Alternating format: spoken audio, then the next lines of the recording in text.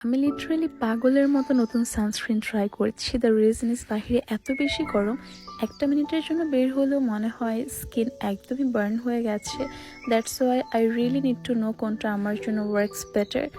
আর এই সানস্ক্রিনটা কিন্তু দেখতে অনেক বেশি কিউট, দ্যাটস দ্য রিজন আমি এটা আজকে ইউজ করেছি for the very first time. আর এটাতে আছে SPF 50 PA+++, which claims to give me the full protection from the sun rays। আর এটা দিয়ে আজকে আমি অলমোস্ট 9 আওয়ার্স বাইরে থাকবো। আমি ইউনিভার্সিটিতে থাকবো সকাল থেকে সন্ধ্যা পর্যন্ত। তো অবভিয়াসলি রোদের মধ্যে তো ফকিন্নির মতো ঘুরবোই। That's the reason I chose this sunscreen, because এটা দেখতে অনেক বেশি কিউট। আর এটা for the very first time আমি ইউজ করে দেখতে চাচ্ছিলাম আমার জন্য ভালো কাজ করে কিনা। যদি ভালো কাজ করে then I will use further.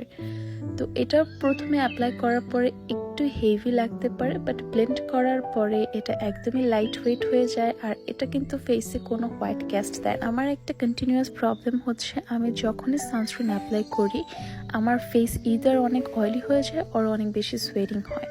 তো এই সানস্ক্রিনটা অ্যাপ্লাই করার পরে টু বি অনেস্ট আমি এই প্রবলেমগুলো for the whole day face করিনি। Another thing is product choice person wise vary করে। দ্যাটস দ্য রিজন আমি কখনোই উল্টোপাল্টা কোনো কিছু প্রমোট করি না যেটা আমি নিজে ইউজ করবো না।